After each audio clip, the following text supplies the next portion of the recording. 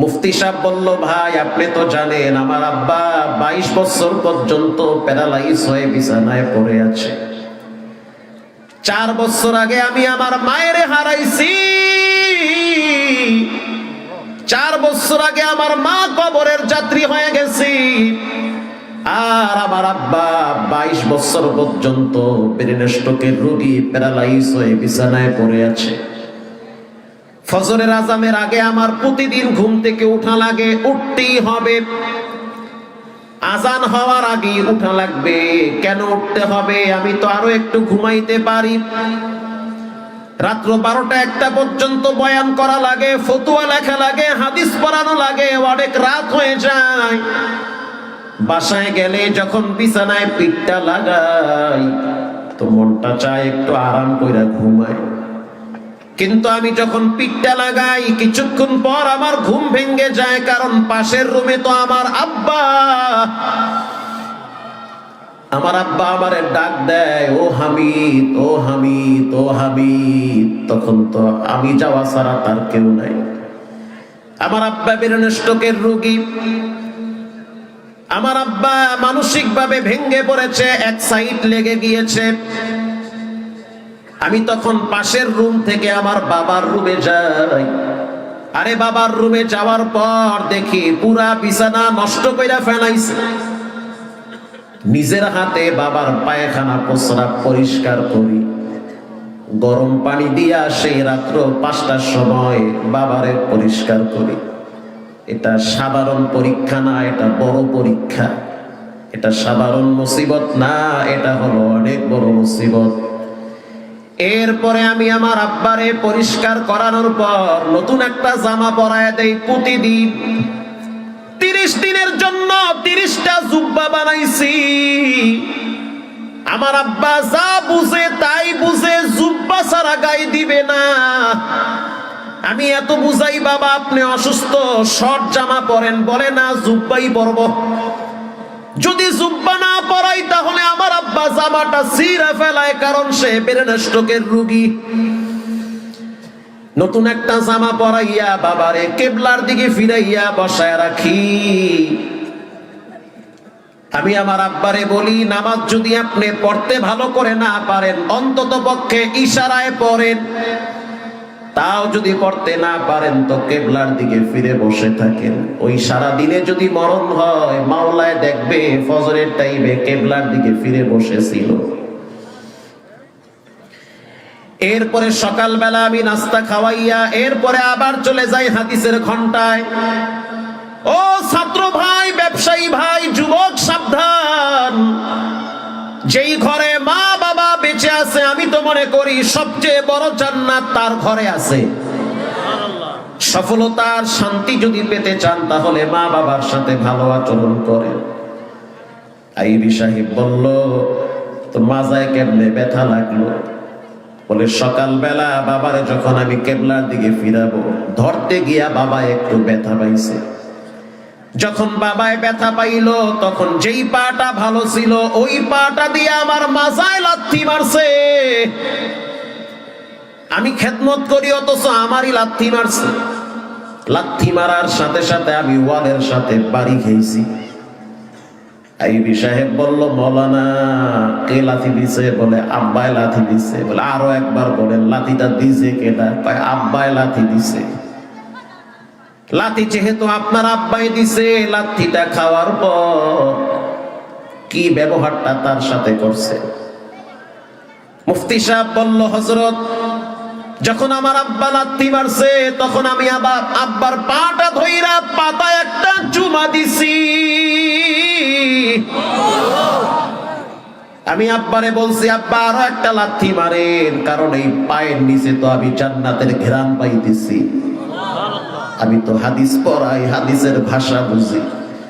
আমি তো পায়ের নিচে মাওলার জান্নাতের খুশবুর ঘ্রাণ পাইতেছি। আরো একটা লাথি মারে।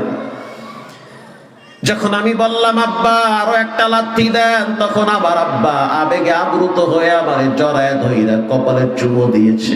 আমার দাড়িতে চুমা দেয় আমার আব্বা।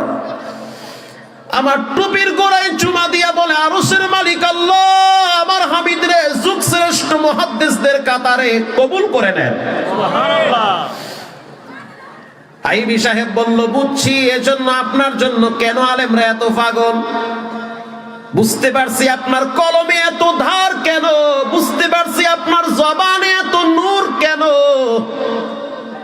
আপনার ইলমের পাওয়ার, সম্পদের পাওয়ার, হায়াতের পাওয়ার, সুখ শান্তির পাওয়ার তো আপনার ঘরে।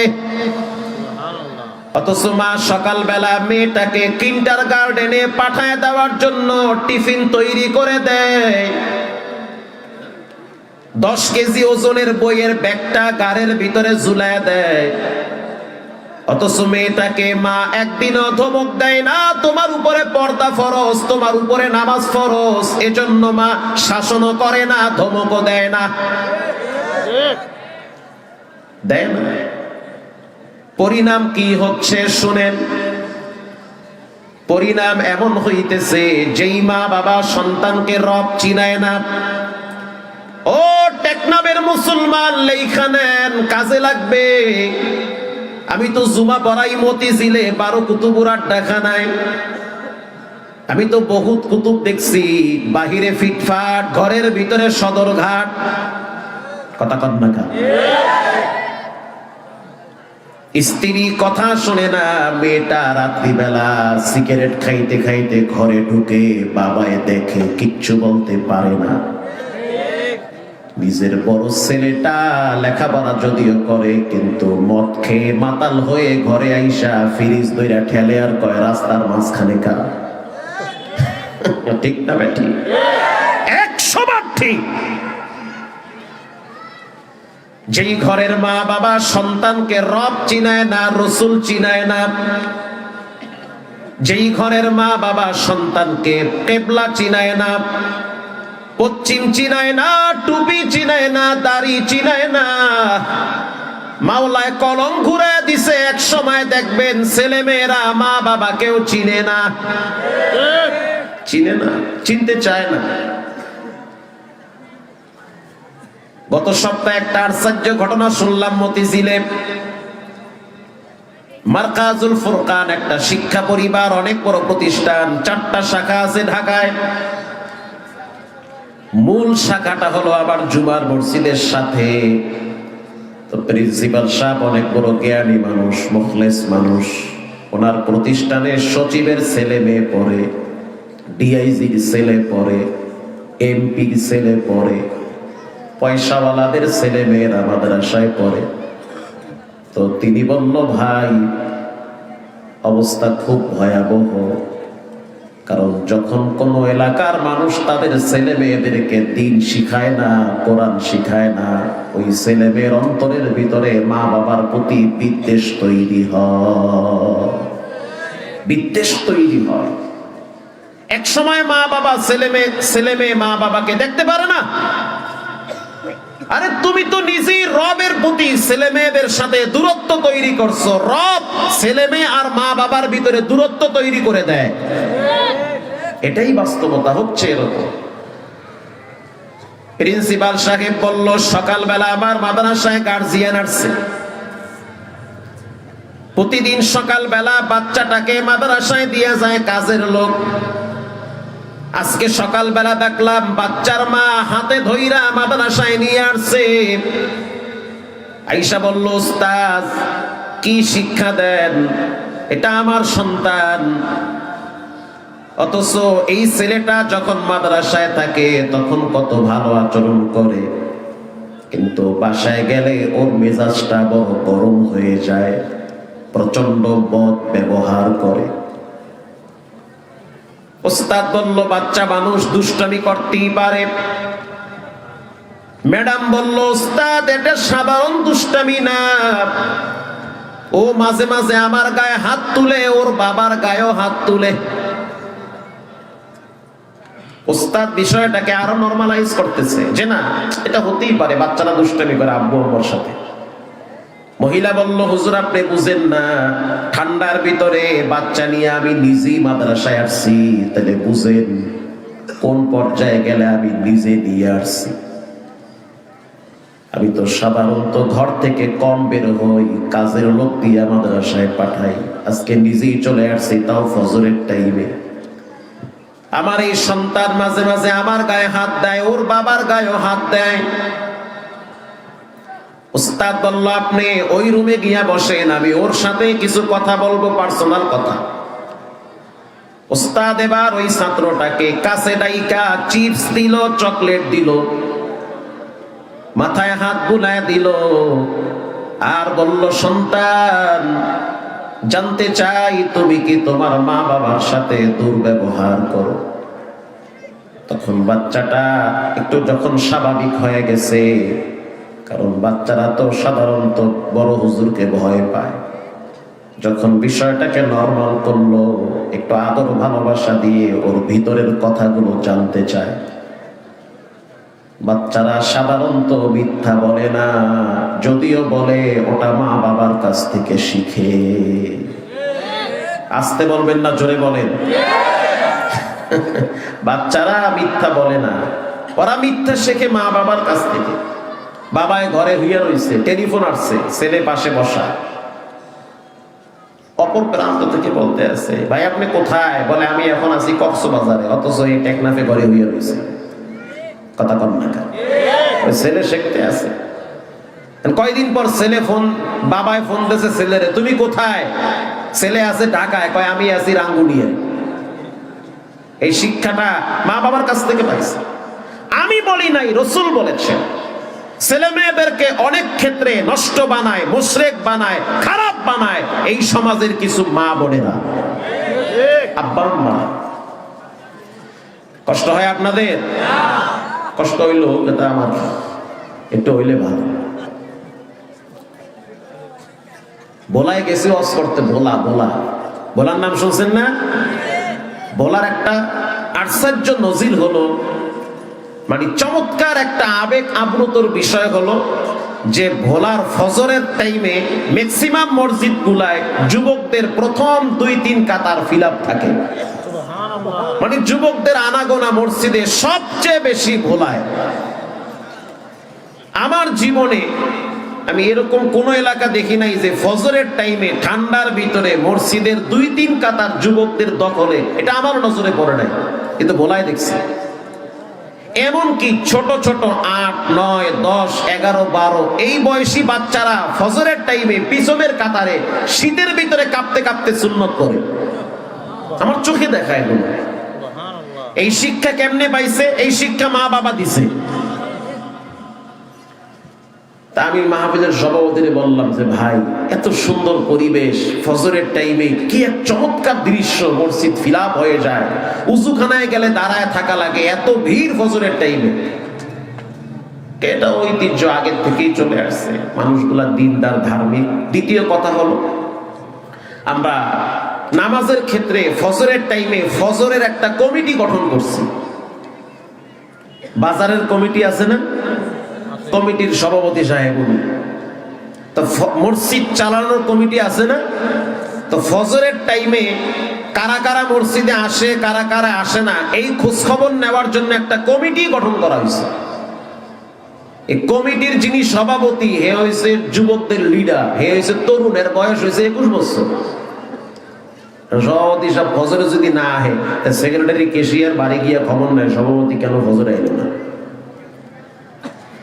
এই মহল্লার কোন যুবক যদি মসজিদে ফজরের টাইমে না আসে, তো 10 জন যুবক তার বাড়িতে গিয়ে খোঁজ খবর নেয়। আল্লাহু আকবার বলেন। ঘটনাক্রমে মহল্লার এক যুবক ফজরে আসে নাই, ভোলা বোরহানউদ্দিন, বাংলা বাজার। যুবক চিন্তা করছে প্রতিদিন ফজরে যায়, আজকে যে শীত আর যে কুয়াশা, এই বিদেশি কম্বল ধুইয়া কেমনে মসজিদে যায়, আর যে ঠান্ডা পানি হাত দিলে মনে হয় হাত কাইটা যায়, তার চেয়ে ঘুমাই, 10টার সময় ওইটা নামাজ পড়ব। ঘুমায় গেছে। কমিটি তো আর ঘুমায় নাই, কমিটি আছে না, এরা ফজর পইরা সালাম ফিরায় দেখলো যে কিও আমাকে মহল্লার যুবক গেল কই, এ কি অসুস্থ নাকি, খোঁজ খবর নেওয়া দরকার। এই বাহিনী চলে গেছে এগো বাড়িতে। বাড়ি গিয়া বাইরে দাঁড়ায় বলতে আছে, ভাই সাহেব আপনি কি ঘরে আছেন? ভাইয়ের নাম হয়েছে মানিক ভাই। মানিক ভাই ঘরে আছেন? মানিক ভাই তো কম্বলের ভিতরে। কথা কি বোঝেন? মজার কথা, মন দিয়ে শুনলেন। মানিক ভাই ঘরে আছেন, মানিক ভাই তো মরামরি শুরু করছে, আর তো হাট গেছে গরম হইয়া। মানিক ভাইয়ের বউ কইতে আছে, কিও তুমি যাও নাই মসজিদে? এই বাহিনী তো আইয়া পড়ছে। স্ত্রী নামাজি, সে প্রতিদিন নামাজ পড়ে। স্ত্রী যখন নামাজের জন্য উঠছে, বাচ্চা মেয়েটাও মায়ের সাথে উঠে গেছে। মা নামাজ পড়লে ছেলে মেয়ে দেখবেন মায়ের ডানে বামে দাঁড়ায় যায়। আর মা যদি সারাদিন কিরণমালার জি বাংলার টিভির রিমোট দিয়ে সিরিয়াল পাল্টায়, ওই ঘরের ছেলে মেয়েরা সারাদিন পাবজি, ফ্রি ফায়ার, টিকটক নিয়ে ব্যস্ত থাকে। ওইটাও বলে ঠিক, তাহলে আসলেই ঠিক। ঠিক তো আপনারাই কইছেন। এখন বউ কইতে আছে, যাও তুমি গিয়া কও যে আজকে যাই নাই, দুঃখিত, সরি, কালকে যাবো। তাই সম্ভব না, এই চেহারা লইয়া কেমনে সামনে যাই? ইজ্জতের ব্যাপার একটা। তাহলে ঘর থেকে পিছনের দরজা দিয়ে বের হয়ে চলে যাও, আমি কোনো ঘরে নাই।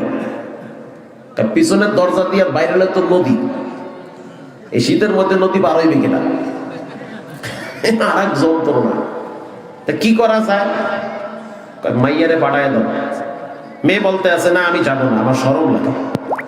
বাপ ধমক দেখ, যাও তুমি, যায়া বলো যে আব্বু ঘরে নাই। বাচ্চা গিয়া বলতে আছে, হুজুর হুজুর আব্বু বলছে আব্বু ঘরে নাই। বাচ্চারা মিথ্যা বলে? মানে যা বলছে সেম তাই বলছে। হুজুর আব্বু বলছে আব্বু কই নাই, ঘরে নাই। তাহলে বলেন ছেলে মেয়েদেরকে মিথ্যা শিক্ষা দেয় কারা? মা বাবা। ওস্তাদ এবার বাচ্চাকে আবার প্রশ্ন করলো, সন্তান মায়ের গায়ে হাত দাও, বাবার গায়ে হাত দাও, কারণ কি? বাচ্চা বলল, ওস্তাদ আবার মাঝে মাঝে মেজাজ গরম হয়ে যায়, সহ্য করতে পারি না। কারণটা কি? মাঝে মাঝে হাত দাও না, প্রতিদিন হাত দাও। প্রায় দিন মায়ের গায়ে হাত দেই। বাবার তো শক্তি বেশি, পারি না, রিমোট দিয়া বাবার মাথায় বাড়ি মারি দূর থেকে। এটা তো খুবই দুঃখজনক, সেন্সিটিভ বিষয়। কয় কিন্তু কিয়ামতের আলামত। ওস্তাদ বলল, সন্তান এই ভেজাল তো মনে হয় কোরআন থেকে লাগছে। আলেম মানুষ তো, বুদ্ধি জ্ঞান আছে। পৃথিবীর সমস্ত জ্ঞানের পরিধি যেখান থেকে শেষ, ওখান থেকে কোরআনওয়ালাদের জ্ঞান কেবলমাত্র শুরু হয়। বাদশাহ আকবরের একটা অভ্যাস ছিল, দ্বীনে ইলাহি চালু করছে যে মুসলমানরা মন্দিরে গিয়ে কিছুদিন পূজা করবে, আর হিন্দুরা মসজিদে আইয়া কিছুদিন জুমা পড়বে। আপনারা মানবেন? এটার নাম দিয়েছে দ্বীনে ইলাহি। মাদ্রাসা, মসজিদ, টুপি, দাড়ি, তলবে এলেম দেখলি শুধু চুলকানি শুরু হয়। এই চুলকানি মার্কা মুসলমান আমাদের দেশে আছে না নাই? অভাব নাই, সহ্য করতে পারে না। যে যারে নেন্দে হে হেরে পেন্দে। হুজুর লাগে না, টাইম মতো ঠিকই আবার হাতে পায়ে ধরে কান্দা শুরু করে। তো বাদশাহ আকবর ফজরের পরে বাহিরে বয়া রয়েছে। হাকিমুল ইসলাম কারি তৈয়ব সাহেব রাহিমাহুল্লাহ লেখেন, ওই বাহিরে বয়া রয়েছে বাদশাহ আকবর। মাদ্রাসার দুইটা ছাত্র বাসার থেকে মাদ্রাসায় যাইতেছে। বাদশাহ আকবরের অভ্যাস হইল, টুপিওয়ালা দেখলি খোঁচা একটা মারবে। কথা কি বুঝেন? মানে একটা খোঁচা মারতেই, এটা না মারলে সকালের নাস্তায় হজম হইবে না। বাদশাহ আকবর প্রশ্ন করলো, মাদ্রাসার ছাত্র ভাই কি পড়ো? কয় নুরানি পড়ি। তা নুরানিতে কি শিখায়? কয় নুরানিতে শিখায় আলিফ, বা, তা, থা। এই দেখতে আবার হেনে যাওয়া লাগে, ঘরে বেরিত হইয়া যায়। বাদশাহ আকবর কয়, আলিফে কি হয়? একটা বাচ্চা দাঁড়ায় বলে, আলিফে আমার আল্লাহ হয়। আল্লাহু আকবার জোরে বলে। বাদশাহ আকবর আবার প্রশ্ন করলো, বাতে কি হয়? কারিমিয়া বাতে বাইতুল্লাহ, বাইতুল্লাহ মানে আল্লাহর ঘর। পুরো সুবহানাল্লাহ, তো দেখি জাল মরিস। বাদশাহ আকবর বলতে আছে, এই যে পুকুরটা দেখতেছো? হ্যাঁ দেখতেছি। পুকুরে পানি আছে কয় বালতি? পুকুর বুঝেন আপনারা? কি বলেন আপনারা? পুকুরই বলেন। যাক, তাহলে ঠিক আছে। এই পুকুরে পানি আছে কয় বালতি? এক বাচ্চা দাঁড়ায় বলে, বাদশাহ এটি তো প্রশ্ন না, এটি হচ্ছে খোঁচা মারা। বালতি যদি পুকুরের সমান হয় তো এক বালতি। আল্লাহু আকবার। আর বালতি যদি পুকুরের অর্ধেক হয় তো 2 বালতি। আল্লাহু আকবার বলেন, বলেন উত্তর ঠিক আছে না? জায়গা মতো মলম লাগাই দিছে। তো প্রিন্সিপাল সাহেব তো আলেম মানুষ, শিক্ষা দীক্ষা অনেক, জ্ঞানী মানুষ। প্রিন্সিপাল সাহেব প্রশ্ন করলো, সন্তান তোমার দাদা দাদি কোথায় থাকে জানতে চাই। তোমার দাদা দাদি কোথায়? ছোট মানুষ বলতে আছে, উস্তাদ আমার দাদা দাদি ঘরে থাকে না। তো কোথায় থাকে? বলে আমার আব্বু বলছে দাদা দাদি নাকি মাদ্রাসায় পড়ে। এ কয় কি? দাদা দাদি বলে মাদ্রাসায় পড়ে, না হয় দাদায় পড়ে। দাদি কোন মাদ্রাসায় পড়ে? এই 90 বছরের বুড়ি। উস্তাদ বলল মাদ্রাসা কোথায়? বলে গাজীপুর হোতাপাড়া। উস্তাদ বলল মাদ্রাসার নাম কি? বাচ্চা বলল মাদ্রাসার নাম হলো বৃদ্ধাশ্রম। উস্তাদ কিছুক্ষণের জন্য তন্দ্রা খেয়ে গেছে, বলে এটা কি? এটা দূরের কাহিনী না, 10 বছর আগের কাহিনী না, এটা হলো 25 সালের কাহিনী, ঢাকা মতিঝিল। উস্তাদ এবার প্রশ্ন করলো, সন্তান মাঝে মাঝে সেই মাদ্রাসায় কি দেখার জন্য তুমি যাও? বলে হ্যাঁ যাই। সেখানে গিয়ে কি দেখতে পাও? বলে দেখি আমার দাদি কাঁদে, দাদাও কাঁদে। আমি যখন দাদির সামনে দাঁড়াই তখন আমার দাদি আমারে জড়ায় ধরে অঝোর ধারায় কাঁদে। আমার দাদি আমার কপালে চুমা দিয়া বলে, নাতি তোমার মাথার সুন্দর টুপিটা কে কিনে দিছে? বলে আমার আম্মু কিনে দিছে। এই টুপির নিচে সুন্দর তেল লাগায় দিছে কে? বলে আমার আম্মু। এত সুন্দর একটা জামা কে কিনে দিয়েছে? বলে আমার আম্মু বসুন্ধরার থেকে কিনে দিয়েছে। ছোট মানুষ যা জানে তাই বলে। উস্তাদ আবার প্রশ্ন করলো, এরপরে তোমার দাদি কি জিজ্ঞেস করলো? উস্তাদ আমার দাদি বারবার জিজ্ঞেস করে, সকালবেলা তোমারে সুন্দর করে নাস্তা বানাইয়া কে খাওয়ায়া দেয়? কয় আমার আম্মু খাওয়ায়া দেয়। তখন আমার দাদি কান্দা কান্দা কয়, এক সময় এমন ছিল তোমার আব্বুরেও তো আমি খানা বানায় বানায় খাওয়াই দিতাম। তোমার আব্বুর মাথার চুলগুলা চিরুনি দিয়া সুন্দর কইরা আছড়ায়া দিতাম। তোমার আব্বুর সকালবেলার টিফিন আমি বানায় দিতাম।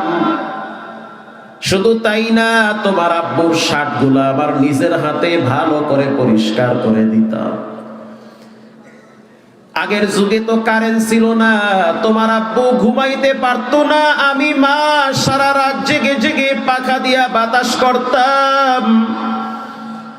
তোমার আব্বু প্রস্রাব করে দিলে নিজের হাতে প্রস্রাব পায়খানার খাতা মেথরনির মতো সাফ করতাম। হুজুর আমার দাদি অজর দ্বারায় কান্ত। এরপরে আমি চলে যেতাম দৌড় মেরে দাদার কাছে, বিশাল বড় বৃদ্ধাশ্রম, কয়েকশো বিঘা জায়গা নিয়া। আমার দাদা প্রায় সময় মন খারাপ করে থাকে, তার মুখে কখনোই আমি হাসি দেখি নাই। আমার দাদারে দেখতাম ছিপ দিয়া বড়শি দিয়া মাছ ধরতো পুকুরের কিনারায় বইসা বইসা। আমি আমার দাদার পাশে যখন বসতাম তখন আমার দাদা আমার চেহারার দিকে তাকাইয়া বলে, ও নাতি, একটা দিন এমন ছিল বুকের সাথে জড়াইয়া তোমার আব্বারে আমি স্কুলে নিয়ে যাইতাম।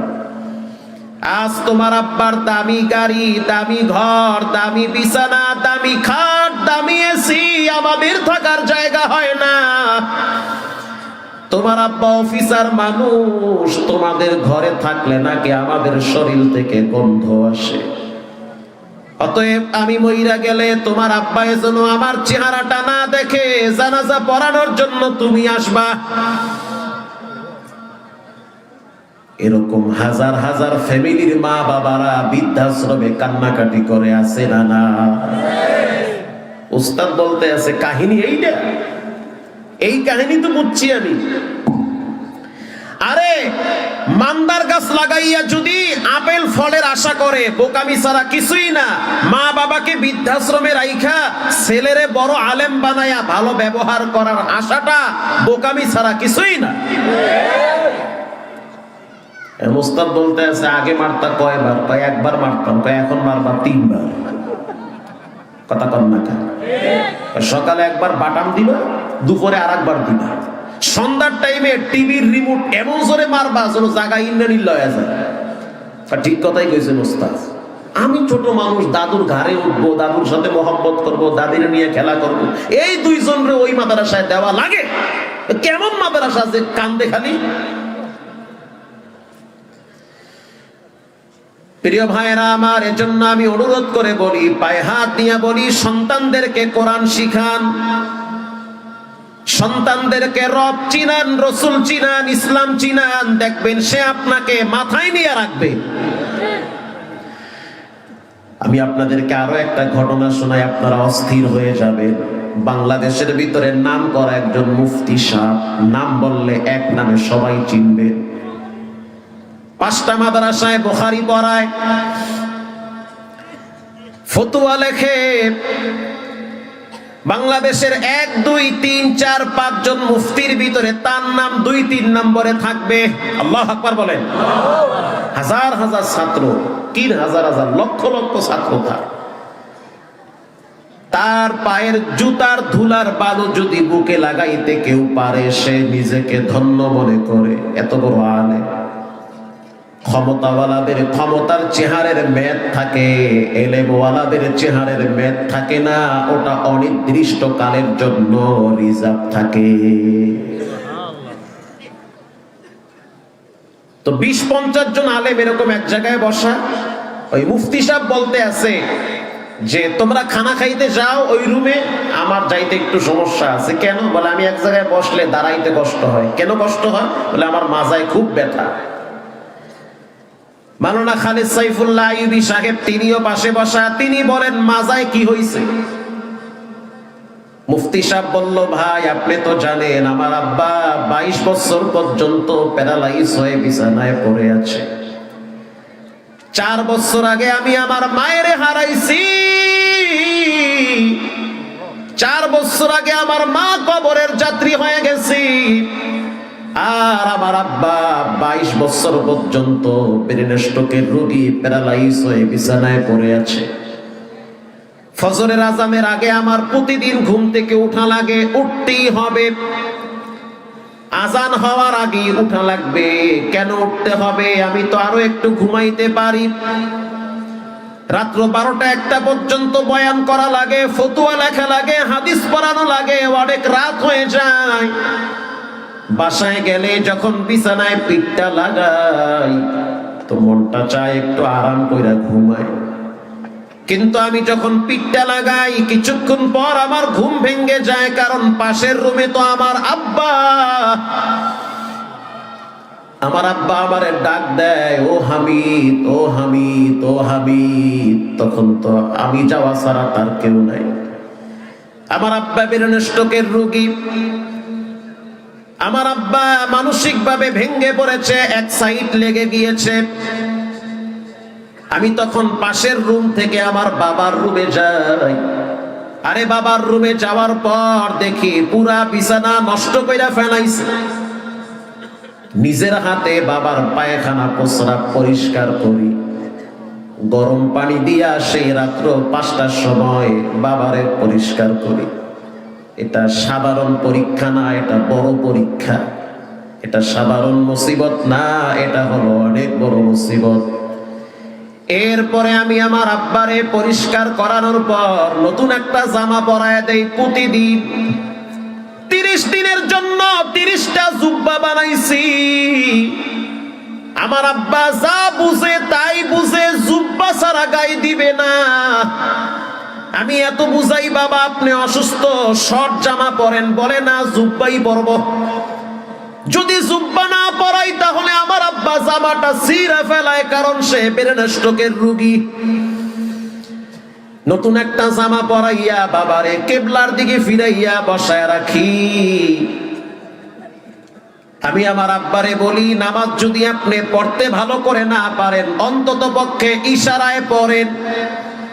তাও যদি পড়তে না পারেন তো কেবলার দিকে ফিরে বসে থাকেন। ওই সারা দিনে যদি মরণ হয়, মাওলায় দেখবে ফজরের টাইমে কেবলার দিকে ফিরে বসেছিল। এরপরে সকালবেলা আমি নাস্তা খাওয়াইয়া এরপরে আবার চলে যাই হাদিসের ঘন্টায়। ও ছাত্র ভাই, ব্যবসায়ী ভাই, যুবক সাবধান। যেই ঘরে মা বাবা বেঁচে আছে, আমি তো মনে করি সবচেয়ে বড় জান্নাত তার ঘরে আছে। সফলতার শান্তি যদি পেতে চান তাহলে মা বাবার সাথে ভালো আচরণ করেন। আইবি সাহেব বলল, তো মাজায় কেমনে ব্যথা লাগলো? বলে সকালবেলা বাবারে যখন আমি কেবলার দিকে ফিরাবো, ধরতে গিয়া বাবা একটু ব্যথা পাইছে। যখন বাবায় ব্যথা পাইল, তখন যেই পাটা ভালো ছিল ওই পাটা দিয়ে আমার মাজায় লাথি মারছে। আমি খেদমত করি অথচ আমারই লাথি মারছে। লাথি মারার সাথে সাথে আমি ওয়ালের সাথে বাড়ি খেয়েছি। আইবি সাহেব বলল, মৌলানা কে লাথি দিছে? বলে আব্বায় লাথি দিছে। বলে আরো একবার বলেন, লাথিটা দিছে কেটা? তাই আব্বায় লাথি দিছে। লাথি যেহেতু আপনার আব্বাই দিছে, লাথিটা খাওয়ার পর কি ব্যবহারটা তার সাথে করছে? মুফতি সাহেব বলল, হযরত যখন আমার আব্বা লাথি মারছে তখন আমি আবার আব্বার পাটা ধইরা পাতায় একটা চুমা দিছি। আমি আব্বারে বলছি, আব্বা আরো একটা লাথি মারেন, কারণ এই পায়ের নিচে তো আমি জান্নাতের ঘ্রাণ পাইতেছি। আমি তো হাদিস পড়াই, হাদিসের ভাষা বুঝি। আমি তো পায়ের নিচে মাওলার জান্নাতের খুশবুর ঘ্রাণ পাইতেছি। আরো একটা লাথি মারে। যখন আমি বললাম আব্বা আরো একটা লাথি দেন, তখন আমার আব্বা আবেগে আপ্লুত হয়ে আমারে জড়ায় ধইরা কপালে চুমো দিয়েছে। আমার দাড়িতে চুমা দেয় আমার আব্বা। আমার টুপির গোড়ায় চুমা দিয়া বলে, আরশের মালিক আল্লাহ আমার হামিদরে যুগ শ্রেষ্ঠ মুহাদ্দিসদের কাতারে কবুল করে নেন। সুবহানাল্লাহ। আইবি সাহেব বলল, বুঝছি এজন্য আপনার জন্য কেন আলেমরা এত পাগল। বুঝতে পারছি আপনার কলমে এত ধার কেন, বুঝতে পারছি আপনার জবানে এত নূর কেন। আপনার ইলমের পাওয়ার, সম্পদের পাওয়ার, হায়াতের পাওয়ার, সুখ শান্তির পাওয়ার তো আপনার ঘরে। এজন্য ভাইরা আবার ওয়ালা তানহারহুমা, খবরদার মা বাবার সাথে মাথায় ঝাঁকি দিয়া কথা বলা যাবে না। এজন্য আমি প্রায় বলি, সন্তানকে কোরআন চিনান, সে আপনাকেও চিনবে। সন্তানকে নবী চিনান, সে মাকে চিনবে। সন্তানকে ইসলাম চিনান, সে মানবতা, সভ্যতা, ভদ্রতা সব শিখতে পাবে। এক নম্বরে তিলাওয়াতুল কুরআন, প্রতিদিন একটু করে হলেও কোরআন তেলাওয়াত করা লাগবে। ইনশাআল্লাহ বলে, ইনশাআল্লাহ পড়বেন তো? ইনশাআল্লাহ, ইনশাআল্লাহ পড়ে ছেলে মেয়েদেরকে পড়াইয়া। দুই নম্বরে ওয়া আকামুস সালাত, নিয়মিত প্রতিদিন সালাত আদায় করা লাগবে।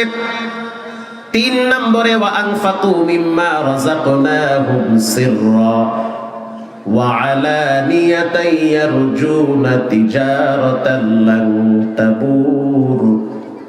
আল্লাহর রাস্তায় দান করার ক্ষেত্রে কখনোই বখিলামি করবেন না, কিপটামি করবেন না। কিছু দান আছে যেগুলো আরশে আজিম ঠান্ডা করে দেয়, শিখাইয়া দিই। কিছু টাকা মাঝে মাঝে পকেটে রাখবেন, নতুন চকচকা নোট। যদি আপনার ঘর থাকে, গাড়ি থাকে, তো গাড়ির পিছনে 2-4টা লুঙ্গি, 2-4টা টুপি, 2-4টা জামা রাখবেন। একেবারে প্রত্যন্ত গ্রাম অঞ্চলে পাহাড়ের উপরে দেখবেন ভাঙ্গা চূড়া, তালপাতা বা টিন দিয়া ঘেরা দেওয়া কিছু মাদ্রাসা আছে। ওখানে কিছু এতিম বাচ্চারা পড়ে, তাদের জন্য একটা জামা বানায়া দেন। ওর হাসিতে আরশে আজিম ঠান্ডা হয়ে যাবে। ছেলেমেয়ের জন্য লক্ষ টাকা ব্যয় করেন, তারপরও দেখবেন তারা বলবে পাইলাম না, খাইলাম না, কি দিল বাবায়, করলোটা কি। আর ওই এতিম অসহায়ের তার জন্য যদি একটা টুপি বানায় দেন, একটা লুঙ্গি বানায় দেন, এটা হবে পৃথিবীর ভিতরে সবচেয়ে শ্রেষ্ঠ দান। শ্রেষ্ঠতা। আমি উৎসাহিত করার জন্য বলি, লা ফখরা, কোনো ফখর নাই, আল্লাহর কাছে ক্ষমা চাই। আমার গাড়ির পিছনে প্রায় সময় 20-25টা জামা বানানো থাকতো, আল্লাহর দয়া। এটা আমার অনেক আগের থেকে অভ্যাস। যেই দিন থেকে গাড়ি কিনছি এরপর থেকে প্রায় সময় আমার গাড়িতে 20টা-25টা জামা আমি একসাথে বানায় রাখতাম। 10, 8, 6, 11, 12 এই এক এক জায়গায় ওয়াজে যাইতাম। মাদ্রাসায় গেলে বাচ্চারা খেদমত করতো, তো কিছু বাচ্চা আছে দেখলেই বুঝতাম যে এর ভিতরের অবস্থা খুব দুর্বল। বাড়ি কোথায়? বলে ওই রংপুরে। রংপুর বাড়ি, আইসো নাজিরহাট মাদ্রাসায়। আমি নাজিরহাটেও বয়ান করছি। মাওলানা ইদ্রিস সাহেব রাহিমাহুল্লাহু তাআলা নফরাল্লাহু মারকাদাহু, তিনি যখন জীবিত ছিল আমাকে দাওয়াত দিয়েছে হুজুর, ছেলের মতো ভালোবাসতো আমাকে হযরত। তেমনও মাদ্রাসায় যাই, বাচ্চা মানুষ, বাড়ি কোথায়? ওই কুড়িগ্রামে। আব্বা আম্মা আছে? বলার সাথে সাথে চেহারা অন্ধকার হয়ে যায়, নাই কেউ। একটু পরেই দেখি চোখ মুছছে, কে আছে? কেউ নাই। হুজুর আমার মা মইরা গেছে, আমার আব্বু আছে কিন্তু আসে না, বছর চইলা যায়, খবরও নেয় না। আলাদা বিয়া কইরা ঘর সংসার করে আমারে ফালায়া রাখছে, 3 বছর হয়ে গেছে, বাড়ি যাই না। বলেন ওর ভিতরের অবস্থা কতটা ভয়াবহ। একটা জামা বের করে, প্যাকেটিং জামা হাতে দিয়ে 500 টাকার চকচকে একটা নোট যখন ওর হাতে দেয়, মনে হয় জান্নাত থেকে নাম ধরে ডাকতেছে, আর সে আজিম ঠান্ডা হয়ে যায়। চলন্ত পথের বিপদগুলো রব্বুল আলামিন দূরে সরায়া দেয়। এজন্য কিছু চকচকা নোট মানিব্যাগের পকেটে রাখবেন, পকেটে রাখবেন। অসহায় দরিদ্র মানুষ যাকে দেখলেই বুঝবেন যে কিছু দিলে খুশি, ও খুশি, আর আপনার রব বেশি খুশি হয়ে যাবে। কোরআনের ভিন্ন এক আয়াতে রব্বুল আলামিন বলেন, ইন্নামাল মুমিনুনাল্লাযীনা ইযা যুকিরাল্লাহু ওয়াজিলাত কুলুবুহুম ওয়া ইযা তুলিয়াত আলাইহিম আয়াতুহু যাদাতুহুম ঈমানা ওয়া আলা রাব্বিহিম ইয়াতাওয়াক্কালুন।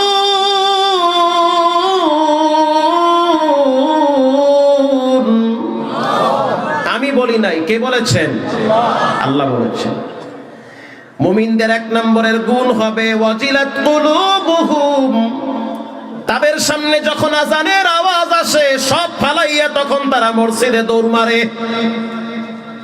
আল্লাহর কথা বলা হইলে দোকানের শাটার লাগাইয়া রবের কুদরতি কদমে সিজদার জন্য লুটিয়ে পড়ে।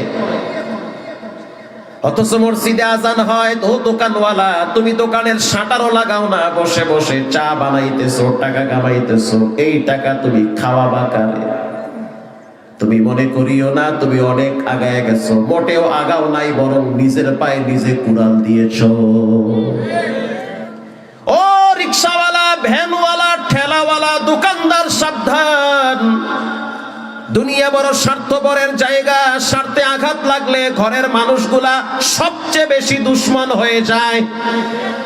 রব বলেন, ফাআম্মা মান তাগা, সীমা লঙ্ঘনকারী হইও না। ফজর পড়ো নাই, কিছুই বলি নাই, তাকায় তাকায় দেখছি। জহুর পড়ো নাই, কিচ্ছু বলি নাই। আসর পড়ো নাই, কিছুই বলি নাই। মাগরিব পড়ো নাই, কিছুই বলি নাই। অথচ পাশে মসজিদ, চাইলে যাইতে পারতা, ইচ্ছে করে শয়তানের ধোকায় যাও নাই। আল্লাহ বলেন, ফাআম্মা মান তাগা, এরা হলো সীমা লঙ্ঘনকারী। আল্লাহ বলেন, ওয়া আসারাল হায়াতাদ দুনিয়া, যারা দুনিয়া নিয়ে ব্যস্ত, দুনিয়াকে প্রাধান্য দেয়। ফাইন্নাল জাহিমা হিয়াল মাওয়া, তাদের ঠিকানা হবে জাহান্নামে। ঠিক না বেঠিক? কোন মানুষ মনে করিয়েন না যে আপনি অপরাধ করার পরে বাচ্চা গেছেন। কুল্লু নাফসিন বিমা কাসাবাত রাহিনা। রব্বুল আলামিন বলেন, খারাপ ভালো যেটাই করো তুমি কিন্তু ধরা খেয়ে গেছো।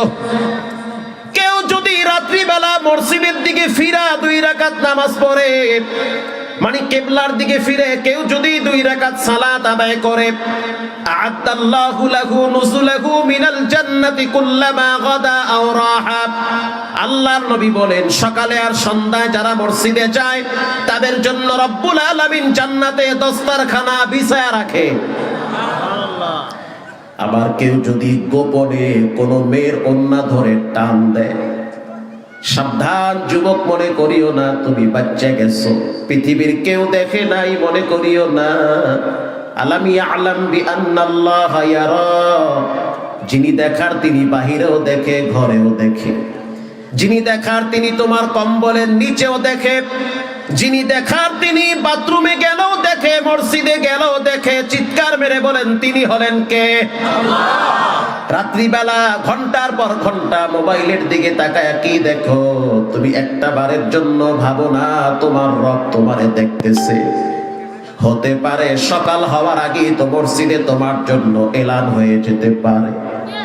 গোপনে যদি একটা মেয়ের সাথে খারাপ সম্পর্কে জড়িয়ে যাও, আর যদি মনে করো বাচ্চা গেছি, জিততে গেছি, কিচ্ছু হবে না, ভুল কথা।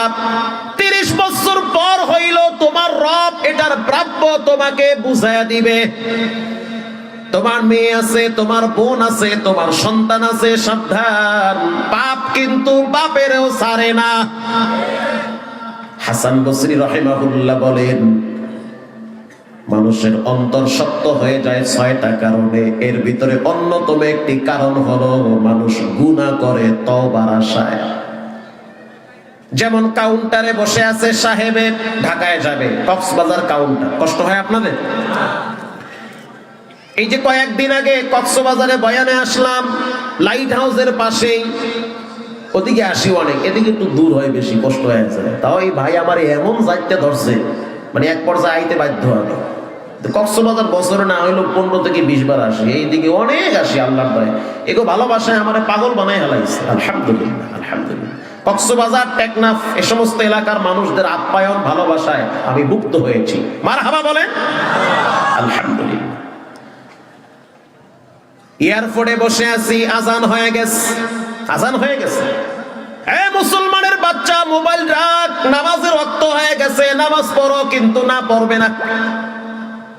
বিমান ছাড়বে সন্ধ্যা 7টায়, অথচ 3 ঘন্টা বসে বসে মোবাইল টিপে। রব দেখে কি দেখে না? ভাই মসজিদে চলেন, নামাজে যাবেন না? হুজুর পড়া দরকার, পড়ুন। কবে পড়বেন? যাক না, কিছুদিন পরে ঠিক হয়ে যাবে। অথচ একটা বারের জন্য ভাবলো না যে এরপরে কি হতে পারে। সে বিমানে উঠবে, ঢাকায় নামবে, ওখান থেকে বাসায় যাবে, অনেক দূরের কথা। হুজুর আপনারে চিনা চিনা লাগে, আপনার বয়ান তো আমি নেটে দেখছি, মাশাআল্লাহ। আচ্ছা বুঝছি, পাম্পটি কদ্দুর মারবে না, আহেন মসজিদে, আমার প্যান্ট ঠিক নেই। তা তোমার প্যান্ট মসজিদে কি আর একজনে? রাগ করে নেটে বলেছিলাম বাসায়, প্যান্ট পরো তুমি, তা তোমার প্যান্ট তো তোমারই পবিত্র রাখতে হবে। কথা কন না, তোমার প্যান্টে আর একজনে কি করছে? হয়ে গেছে সমস্যা, বইতে গেলে সিরিয়াস যায়, খাড়ায় খাড়ায় মেরে দিছে। এমন প্যান্ট পরেন কাজ, যেই প্যান্ট পইরা বসা যাবে না, এমন প্যান্ট পরা তো মুসলমানের জন্য জায়েজ নাই। যেটা পইরা উজু করা যায় না, রুকুতে গেলে ভাইরে শেষ। একটু পরে কি হবে সে নিজেও বুঝে না, অথচ নামাজের ওয়াক্ত যাচ্ছে, বলল না ফাআম্মা মান তাগা ওয়া আসারাল হায়াতাদ দুনিয়া।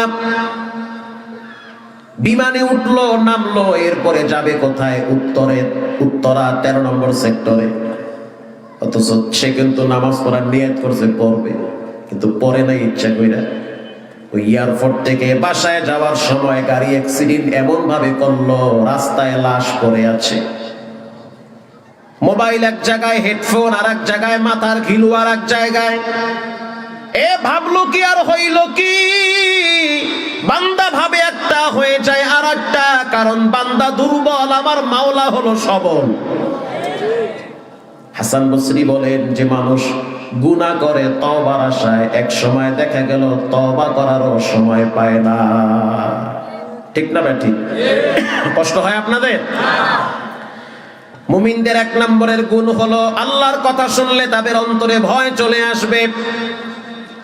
তাফসীরের রুহুল মানিতে আসছে, বাপ আর সন্তান একসাথে হাঁটতেছে, কিছু দূর যাওয়ার পরে জান্নাতানি আইয়ামিনি ওয়া শিমাল, ডানেও বাগান বামেও বাগান, চমৎকার আঙ্গুর ফলের বাগান।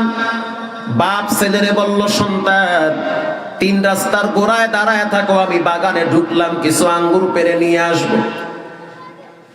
কেউ যদি আমারে দেখে তুমি আমারে সতর্ক করবা। বাবাই কেবলমাত্র আঙ্গুর ফলের বাগানে ঢুকছে, ঢুইকা আঙ্গুরের থোকা ধইরা কেবল টান মারছে। ছেলে ডানে বামে তাকায় দেখা ডাক মারছে জোরে, ইয়া আবি আহাদু ইয়ারানা, ও আব্বা জান, একজন আপনার দিকে তাকায় রইছে। বাবাই জুতা আর আঙ্গুর ফালাইয়া মারছে দৌড়। আই সুবহানাল্লাহ, ধরা বুঝি খায়া যাবে। কাছে আইসা দেখে সন্তান চুপচাপ দাঁড়াইয়া আছেন। বাপ ডাইকে বলে, কেউ নাই, তুমি কেন বললা কে যেন দেখে? সন্তান বলল, আব্বা কে বলেছে কেউ দেখে না, তোমার মালিক তোমার মাওলা তোমার দিকে তাকাইয়া আছে। আমি তো এটাই বলছি যে আহাদু ইয়ারানা, একজন দেখতেছেন, আওয়াজ দিয়া বলেন তিনি হলেন কে? বাবাই তো ইমানদার, যদিও আমল খারাপ, ভিতরের কলিজার ভিতরে কে যেন একটা পাথর দিয়ে আঘাত করছে। ছেলের মুখে এই কথা শুনে বাবাই সন্তানটারে জড়ায় ধইরা কপালে চুমা দিয়া বলে, আল্লাহ, এমন একটা সন্তান তুমি আমারে দিছো, যেই সন্তান কিনা তোমার ভয় আমারে দেখায়। ওয়াজিলাত কুলুবুহুম, মুমিনদের 1 নম্বরের গুণ হলো আল্লাহর কথা শুনলে তাদের অন্তরে ভয় চলে আসবে। বাজার ব্যবসায়ী ভাইরা, দুনিয়া কিছুই না, রং তামাশার জায়গা আজকে আছে কালকে থাকবে না। অতএব সিদ্ধান্ত নেন, আজান হয়ে গেলে কোন দোকানদার যেন দোকান খুলে বেচা কিনা না করে। ঠিক না বেঠি? সব মসজিদে চলে যাও। وَإِذَا تُلِيَتْ عَلَيْهِمْ آيَاتُهُ زَادَتْهُمْ ঈমানা। রব্বুল আলামিন বলেন, মুমিনদের 2 নম্বরের গুণ, মুমিনরা আল্লাহর কোরআনের তেলাওয়াত করে। আল্লাহু আকবার বলেন। আল্লাহর কোরআনের তেলাওয়াতের কিছু প্রভাব আছে, কিছু তাসির আছে। পৃথিবীতে এমন কোন পড়া নাই যেই পড়া পড়লে শুনলে মানুষের দিল নরম হয়, কিন্তু কোরআন এমন একটা পড়া যেটা শুনলে মানুষের কলিজা ফেটে পানি বের হয়। আমি গত 3 বছর আগে যখন হজে গেলাম, 18 সালে, প্রায় 6 বছর আগে, তখন শাইখ ইয়াসির দোসারি কাবার ইমাম, তার একটা বক্তব্য বেশ মক্কার অলিতে গলিতে বাজতেছে। সেই বক্তব্য আমার কাছে এখনো পর্যন্ত জমা আছে। তিনি বলেন, আমার জীবনে এমন একটা ঘটনা ঘটছে, সেটা আমাকে এখনো নাড়া দেয়। সাংবাদিকরা বলল, কি ঘটনা? জানতে চাই আপনার এই লম্বা টাইমের ইমামতিতে কি এমন বুঝলেন, কি দেখলেন? শাইখ ইয়াসির দোসারি কাবার ইমাম যখন তেলাওয়াত করে তখন মনে হয় কোরআন সবে মাত্র নাজিল হয়। আল্লাহু আকবার! এত চমৎকার, তারপর আমি পাগল হয়ে যাই তার তেলাওয়াত শুনলে। কি আশ্চর্য পড়া! আইরে সুবহানাল্লাহ! চিন্তা করি, যখন রাহমাতুল লিল আলামিন কোরআন পড়তো তখন তো তার দুশমনরাই দাঁড়ায় দাঁড়ায় নবীর তেলাওয়াত শ্রবণ করত। সুবহানাল্লাহ! ইয়াসির দোসারি বলেন, রমজান মাস, জুমার দিন আমার নাম ঘোষণা আসলো যে খুতবা দেওয়া লাগবে। আমি খুতবা দেওয়ার জন্য প্রস্তুতি নিলাম, কাবা শরীফে খুতবা দিব। তো অবস্থা এত ভয়াবহ যে রোদ্রের তাপ অনেক বেশি, খুতবা লম্বা করা যাবে না। আমি খুতবা দেওয়ার জন্য যখন দাঁড়াইলাম, আল্লাহুম্মা লাকাল হামদু কুল্লু ওয়া লাকাশ শুকরু কুল্লু, লাকাল হামদু বিল ঈমান ওয়া লাকাশ শুকরু বিল কুরআন। ও মালিক, তোমার দরবারে কোটি কোটি শুকরিয়া যে তুমি আমার মতো এক গোলাম রে কোরআনের নূর সিনায় দান করেছো। খুতবা আমি শর্ট করলাম, কারণ রোদের তাপে হাজিরা সহ্য করতে পারে না। এরপরে যখন আমি ইমামতির জন্য দাঁড়াইলাম, আমি হাত বাইদা সিদ্ধান্ত নিলাম প্রথম রাকাতে সূরা হাশরের শেষ আয়াত তেলাওয়াত করব। হুয়াল্লাহুল্লাযী লা ইলাহা ইল্লা হু আলিমুল গায়বি ওয়াশ শাহাদাতি হুয়ার রাহমানুর রাহিম।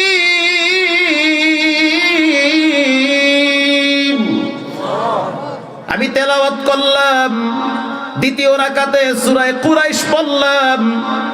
আমি যখন সূরা কুরাইশ তেলাওয়াত করলাম, লিইলাফি কুরাইশ রিহলাতাশ শিতাই ওয়াস সাইফ ফালিয়াবুদু রাব্ব হাযাল বাইত, আর এমন জায়গায় দাঁড়ায় বললাম ফালিয়াবুদু রাব্ব হাযাল বাইত, তোমরা এই ঘরের রবের গোলামি করো। আর সেই রবের গোলামি করার জন্য তো আমি দাঁড়ায় গেছি তার ঘরের সামনে। আমি যখন তেলাওয়াত করতেছি, পিছনে নাক টানার আওয়াজ পাইতেছি। হে যুবক, গানের আওয়াজ শুনতে শুনতে কলব শক্ত হয়ে গেছে, এজন্য কোরআনের আওয়াজ তোমার দিলে ভালো লাগে না। ইয়াসির দোসারি বলেন, আমি বুঝতে পারলাম কে যেন পিছনে কাঁদতেছে। আমি সালাম ফিরাইলাম, ফিরানোর পর পিছন থেকে একজন সামনে আসার জন্য চেষ্টা করতেছে, নিরাপত্তা কর্মীরা তারে আটকায়া দিছে। আমি মাথা ঘুরায় তাকায় দেখলাম এক যুবক আমার দিকে আসার জন্য খুব চেষ্টা করে। আমি ওই যুবকের চোখের গোড়ায় পানি দেখছি, ওর চোখের পানিতে ইহরামের কাপড় ভিজতেছে। আমি প্রশাসনকে বললাম, নিরাপত্তা কর্মীদেরকে বললাম, সাইরা দাও, আমি ওর সাথে কথা বলবো। সাধারণত এটা নিয়ম নাই, তারপরও ইমামদের কিছু ব্যক্তিগত পাওয়ারকে মূল্যায়ন করে তারা একটু সম্মান করলো। শায়েখ নিয়ম নাই যে আপনার সাথে কথা বলবে, যেহেতু বইলাই ফেলাইছেন, যাও একটু সুযোগ করে দিলাম, আসো সামনে। ইয়াসির দোসারি বলেন, যখন আমি যুবকের চেহারার দিকে তাকাইলাম, মনে হইতে আছে ওর জীবনে কত বড় ঝামেলা হয়ে গেছে। আমি বললাম, কেন কাঁদলা, কি হয়েছে? এই যুবকটা আমার দিকে হাতটা বাড়াইয়া বলতে আছে, আমারে তওবা করান, আমি এক জাহান্নামের আসামি। আমার বাড়ি হলো ইউরোপ কান্ট্রিতে, জীবনে আমি অনেক অন্যায় করছি।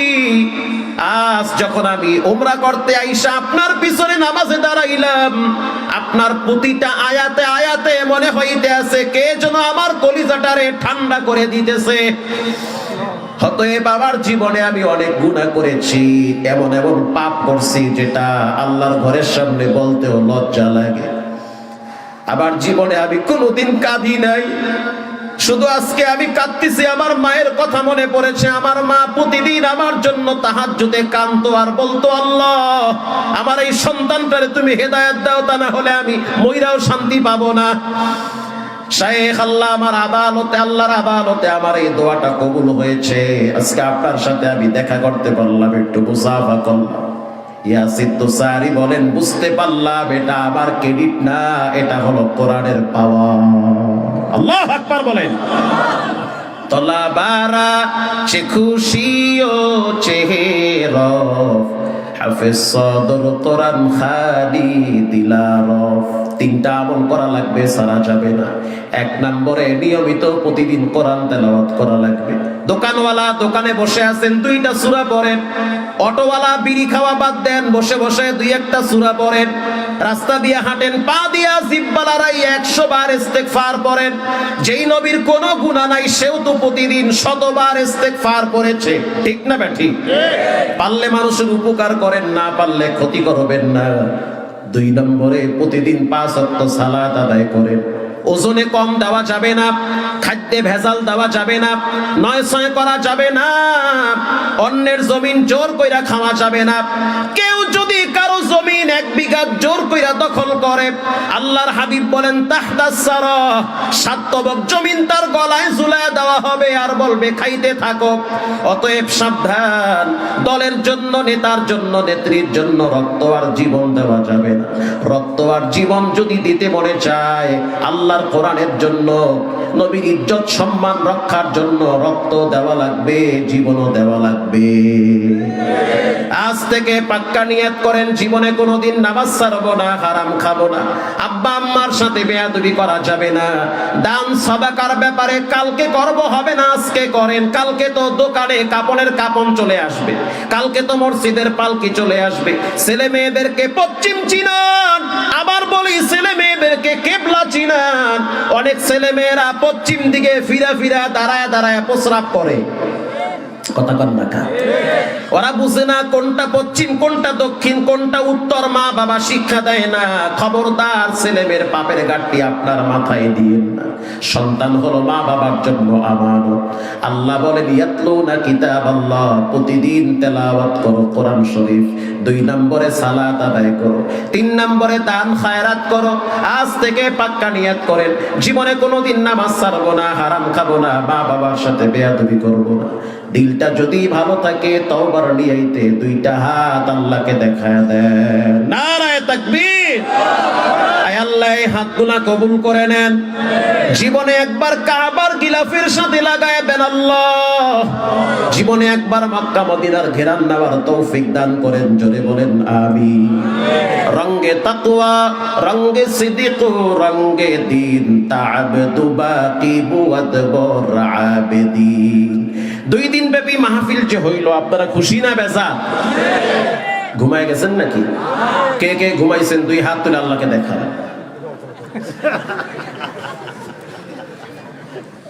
ঘুমায় গেছেন? এটা ভুলে হাত তুলছি। আল্লাহ তাআলা আপনাদেরকে কবুল করুক, বলেন আমিন। দোয়া হয়ে যাবে। দোয়ার আগে 3টা আমলের কথা বলবো। কোরআন শরীফ তো পড়বেনই, অত পড়াই লাগবে। ও না পড়লে কবরে মাপ পাইবেন না, কবরে তো ফিরে খাওয়াই লাগবে। কোরআন শরীফ পড়বেন, নামাজ পড়বেন, দান খায়রাত করবেন ইনশাআল্লাহ। বলেন প্রতিদিন 1 কাপ চা কম খায়া 5 টাকা দান করবেন। দানের ক্ষেত্রে না বলবেন না। কেউ হাত পাতলে না বইলেন না। হতে পারে 30 বছর পর আপনার ছেলে তার ছেলের কাছে গিয়ে হাত পাতবে। কথা কন না? সাধ্য অনুযায়ী দান করেন, কখনোই না বলবেন না। আর দান কখনোই মানুষকে ঠকায় না। কিস্তি আর লোনে মানুষকে ফকির বানায়, ভিক্ষা করায়, কিন্তু দান মানুষকে উচ্চ মর্যাদার আসনে সমাসীন করে। আল্লাহু আকবার বলেন। 3টা আমল নিয়মিত করবেন। এটা বলেই দোয়া করে দেব ইনশাআল্লাহ। 1 নম্বরে মেসওয়াক করবেন। মেসওয়াক চিনেন? সবাই চিনেন? মাশাআল্লাহ। ওই যে সকালবেলা চায়ের লাগে যে গুল্লে খায়, মেসওয়াক কি করে? দাঁতে ঘষে। মাশাআল্লাহ। আমি দেখলাম যে আপনারা বোঝেন কিনা। ওই গাইবান্ধা ওয়াজে গেছি, সুন্দরগঞ্জ, অনেক দূর গ্রামে। তো খানা টানা নিয়ে এসে অনেক খাওয়া। আরে সুবহানাল্লাহ। আমি কইলাম দস্তারখানা লইয়ান। দস্তারখানা, দস্তারখানাটা খাওয়ার পরে খাইয়েন। মানে সে বুঝে না। এমনও মানুষ আছে দস্তারখানা বুঝে না, আছে না নাই? দস্তারখানা যে নবীর সুন্নত, বিছায়া খাইলে যে স্বাস্থ্যের উপকার হয় এটাও বুঝে না। এই জন্য জিগাইলাম যে মেসওয়াক কি চায়ের লাগে গুল্লা খায় কিনা, দেখে যেন আপনারা বুঝেন ভালোই। মেসওয়াক করা সুন্নত। 40 সুনানুল মুরসালিন, সব নবীরা সেওয়াক মেসওয়াক করেছে, ঠিক না বেঠি? মেসওয়াক করলে হাত ভালো থাকে, মেসওয়াক করলে জিহ্বা পাতলা থাকে। আমার জীবনে আমি আল্লাহর দয়ায় প্রায় 1-1.5 বছর নানুপুর মাদ্রাসায় ডাইল খাওয়ার সুযোগ হয়েছে আমার, আলহামদুলিল্লাহ। আমার আব্বাজান নানুপুর হযরতের কাছে নিয়ে গেছে। তখন নানুপুরের হযরত আমাদের গ্রাম অঞ্চলে অনেক যাইতো। আল্লামা জমিরউদ্দিন নানুপুরি রাহিমাহুল্লাহু তাআলা নফরাল্লাহু মারকাদাহু, আল্লাহ তার কবরটা জান্নাতের বাগান বানায় দিক। তো জিহ্বা ভারী, তা আমার বাবাই বলতো হুজুর এর জিহ্বা ভারী, মেসওয়াক করো জিহ্বা পাতলা হয়ে যাইবে। সিরিয়াঙ্গে ভাষায় কইছে কিন্তু আমি বুঝছি। এরপর থেকে মেসওয়াক শুরু করলাম। আইরে সুবহানাল্লাহ, জিহ্বা দেখি তেল তেল হয়ে গেছে। যা খাই সবই মজা লাগে। সুবহানাল্লাহ। মেসওয়াক করবেন ইনশাআল্লাহ। বলেন ইনশাআল্লাহ। মেসওয়াকের অনেক ফজিলত। সবচেয়ে বড় ফজিলত হলো মৃত্যুর টাইমে কালেমাটা মনে থাকবে। মরার টাইমে কালেমা মনে থাকা এটা এত সহজ বিষয় না, এটা অনেক কঠিন বিষয়। তো মেসওয়াক করবেন। নবীজির জীবনের শেষ আমল ছিল মেসওয়াক করা। 2 নম্বরে আতর ব্যবহার করবেন। আতর চিনেন? মাশাআল্লাহ। নবীজি সবচেয়ে বেশি পছন্দ করতো আতরকে। ব্যবহার করবেন। আতর আসলে হাদিয়া নবীজি এটা ফিরাইয়া দিত না, এটা ব্যবহার রেখে দিত। আতর এত পছন্দ। 3 নম্বরে সালাম দিবেন। আমাদের মুরব্বীদের পকেটে আতর পাওয়া যায় না, মেসওয়াকও পাওয়া যায় না। গুলের টিব্বা আর বিড়ির বান্ডিল পাওয়া যায়। এটা অন্য দেশে পাওয়া যায় না, আমাকে কুয়াকাটায় পাওয়া যায়। মেসওয়াক ব্যবহার করবেন, আতরও ব্যবহার করবেন। 3 নম্বরে সালাম দিবেন। পরিচিত অপরিচিত সবাইকে সালাম দিবেন। দেন তো যারা আছেন বেদবি মাফ করে দেন। অনেক আলেমরা আছে, ছাত্র ভাইরা আছে। আমার বয়ান হয়েছে আওয়ামদের জন্য। আলেমদের বয়ান তো হযরত কইরা গেছে। আমার বয়ান একেবারে সাধারণ পাবলিক যারা, এদের জন্য আমার বয়ান। সবাই মিলে জোরে একটা সালাম দেন তো ভাই, যুবকরা জোরে একটা সালাম দাও তো। মাশাআল্লাহ, খুব সুন্দর সালাম। অনেক জায়গায় গেলে সালামের অবস্থা হলে ডায়রিয়া হয়। এক নেতায় খারাইছে মাইক লইয়া, সালাম আলাইকুম। আমি যাই হিন্দে। সালাম আলাইকুম অর্থ হয়েছে মাথায় ঘাড়া বল। সালাম আলাইকুম চলবে না, শুদ্ধ করে সালাম দিতে হবে ইনশাআল্লাহ বলেন। ঘরে গেলে সালাম দেন আপনারা? স্ত্রীকে সালাম দেন? দেন সালাম, দিয়েন সালাম। মা বোনরা তো ওয়াজে আইছে, ওয়াজনতে আইছে না? মাশাআল্লাহ, স্ত্রীকে সালাম দিবেন। আপনি যেমন বাহিরে কষ্ট করেন, ঘরেও তো হেও কষ্ট করে। যার ঘরে 3টা বাচ্চা আছে ওই মহিলা মোটামুটি আধা পাগল হয়ে যায়। ঠিক কইলেন না ব্যাঠিক কইলেন আল্লাহই জানে। যার বাচ্চা নাই হে কয় ঠিক, যে বিয়েই করে না হেই কয় জোরে জোরে ঠিক। আমার বাড়ি আলি মাঝে মাঝে গেট খুলতে দেরি, আমার আবার কথা পেটে থাকে না, যা আয় কইয়ালে আল্লাহর দয়া। তো মাঝে কষ্ট হইতেছে নাকি আপনাদের? মাঝে মাঝে গেট খুলতে দেরি হয়, তো একটু রাখতো ওরারই কথা। গাড়িতে তাই সারা দিন মাথা মাথা আউলিন না থাকে, আরে এত দেরি হয়েছে কেন না? আমারে কইতে আছে যে একদিন ওয়াজ বন্ধ রাখে, একটা দিন বন্ধ রাখা এই 3টারে একটু পালেন, বেশি না 1 ঘন্টা রাখেন তো। 1 ঘন্টা রাখতে কয় আমার। তা আমি একদিন জিদ করে কইলাম ঠিক আছে আমি 1 ঘন্টায় রাখবো 3টারে ইনশাআল্লাহ। 3টারে বইছি, একটা দিয়ে ফাঁক দিয়ে গেছে গা বাথরুমে। বাথরুম করার জন্য যায় না, হে বাথরুমে গিয়ে ট্যাপ ছাইরা দিছে, ট্যাপ ছাইরা দিয়ে পানি নিয়ে খেলাইতেছে। আমি ওইটার খবর নিতে গিয়ে দেখি আর একটাই বিদেশি কম্বলের ভিতরে ঢুইকা প্রস্রাব কইরা ফ্যান ছাইরা দিছে। ও আল্লাহ। আর একজনরে দেখি পাকের রুমে গিয়া ওই যে গ্যাসের পাওয়ার বাড়ায় না, ওইটা তো বাচ্চারা পাইলে খোঁচাখুচি করে, ওইটা দেখি এরকম ফট করে বাড়াই হালাইছে, ডাইল করতে আছে। তা আমি কইলাম মাফও চাই দোয়াও চাই, এর মধ্যে আমি না। কথা ঠিক না বেঠি? এই জন্য মা বোনদেরকে সালাম দিবেন। সালাম দিলে কি হয়? সারাদিনের রাগ কষ্ট ঠান্ডা হয়ে যায়, ঠিক না বেঠি? ঘরে গিয়া সালাম দিবেন, আসসালামু আলাইকুম ইয়া ম্যাডাম কাইফা হাল। আমার ম্যাডাম তবে সূর্য আজকে কোন দিক দিয়ে উঠছে, এত সুন্দর সালাম। এরপরে আপনি আপনার স্ত্রীর সাথে মুসাফা করবেন, এটা করা সুন্নত, এটা ভালো। মুসাফা করে ঝাঁকি মারেন 3বার, খুনসুটি, এটা ভালো কাজ। যখন বলবেন হাত বাড়াও মুসাফা করবো, আপনার বিবি লজ্জা পেয়ে যাবে, এমন হাসি মারবে বিয়ের পরে ওই হাসি আপনি জীবনই দেখেন না, ঠিক না বে ঠিক? যারা বিয়ে করেন এরা কয় ঠিক। হ্যাঁ ঠিক কথা। এরপরে আপনি আপনার স্ত্রীর হাতের ভিতরে 100 টাকা দেন। স্ত্রীকেও হাত খরচ দেওয়া লাগে, এটা কি আপনারা জানেন? স্ত্রীকেও দেওয়া লাগে, মা বাবাকেও দেওয়া লাগে। আব্বারে গোপনে 200 টাকা দিয়ে দেন, আব্বা চা খায়, বন্ধু বান্ধব আছে, খুশি হয়ে যাবে। মার জন্য এক্সট্রা কিছু খরচ দেন, মা অনেক খুশি হয়ে যাবে, তারও অনেক কাজ থাকে। আপনার ম্যাডামরে মোসাফার ভিতরে 200 টাকা দিয়ে বলবেন সকালবেলা লিপস্টিক কিনা ঠোঁটে ঘষপা। এই বয়ান আমি মুন্সিগঞ্জ যখন করলাম, পরের বছর আবার গেছি মারালিয়া। আই সুবহানাল্লাহ, মুরব্বি চাচাই আইছে যে হুজুর কাম তো করতে গেছে। কি করছে? আমার ম্যাডামে আমারে সকাল বিকাল 3বার সালাম দেয়। তো এই সালাম তো আমি তারা শিখাইছি, এই জন্য সালাম দিতে হবে ইনশাআল্লাহ বলেন। তাহলে আমরা মেসওয়াক করব, আতর ব্যবহার করব, সালাম দিব, কোরআন তেলাওয়াত করব, নামাজ পড়ব, দান খয়রাত করব। কয়টা হলো? 6টা। নামাজ পড়ব, কোরআন তেলাওয়াত করব, দান সাদাকা করব, মেসওয়াক করব, আতর ব্যবহার করব, সালাম দিব। আল্লাহ তাআলা আমাদেরকে এই 6টা বিষয়ের উপরে আমল করার তৌফিক দান করেন। আমিন। দুরূদ শরীফ পড়ুন, আল্লাহুম্মা সাল্লি আলা সাইয়্যিদিনা মুহাম্মদ